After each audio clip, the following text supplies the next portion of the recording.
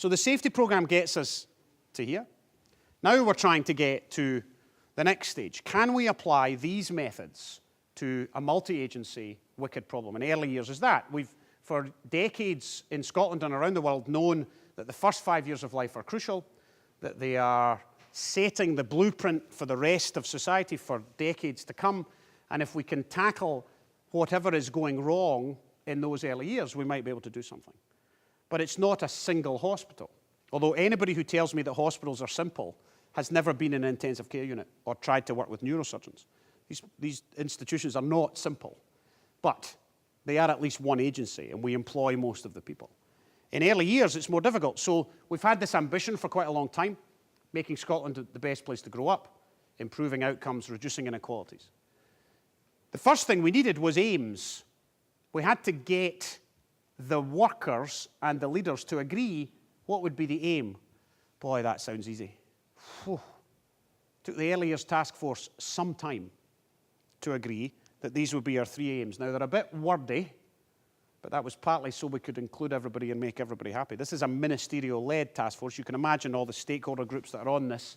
It's quite challenging to get to move in the one direction. It's a staged process. You see the how much and you see the by when. The by when moves because it's children born today. It's children born this year when the Early Years Collaborative has begun. That's the theory. So we're going to try and tackle it in sequence with the kids who are now being born. Let me take it down to a very, very granular intervention. So we have lots of interventions. We have work streams. We have loads of stuff inside those 3 aims. But let me take it down as low as I can, and that's bedtime reading in nursery schools. So the evidence says if kids get a bedtime story, they're better. We can define what better is if you wish, but stuff is just better. They're more attached to their parents. They're quieter at school. They're less rowdy. They sleep better. All kinds of stuff happens if you give a bedtime story to a child. And a lot of children don't get a bedtime story. It's the simplest intervention in the world. This is Alfie's mum. Alfie goes to a nursery school not far from here, in Lothian. And he's autistic, and he's challenging. And mum didn't give him a bedtime story, didn't spend the time to give him a bedtime story. And this nursery school introduced a thing called Bedtime Bear. Now, there are perhaps some parents in this room. Do you know what Bedtime Bear is? Anybody? Anybody got Bedtime Bear from the nursery? So Bedtime Bear is, as the name suggests, a bear.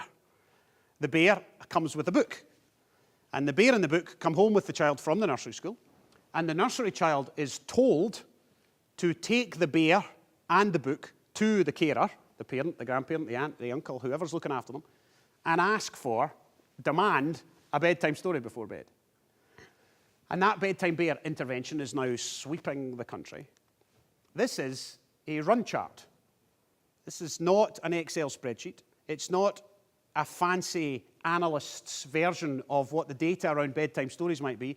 It's a scrappy piece of paper in a nursery school with a felt-tip pen. But it's real. It's actual data. And this is what we've taught the frontline teams to do in the Early Years Collaborative.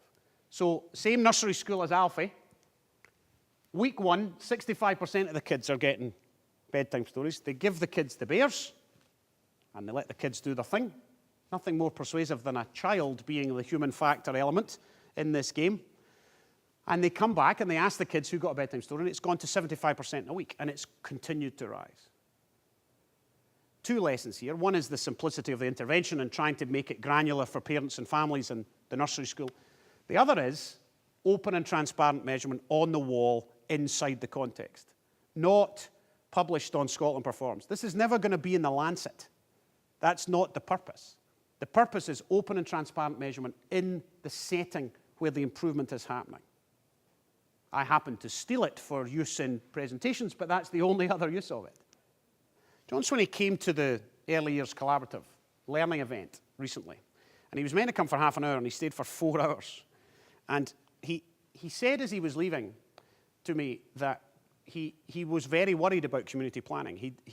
Community planning seemed to not be able to do exactly what he wanted. And for the first time, he said, in the Early Years Collaborative, he saw real hope that community planning might actually lead to outcome change because it had a method. So it's perhaps easy for the politician to say, you have the green light to take the initiative. He'll maybe slap you on the head if you go too far. But that wasn't the impression he gave.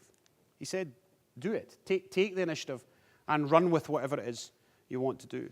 Thank you for listening.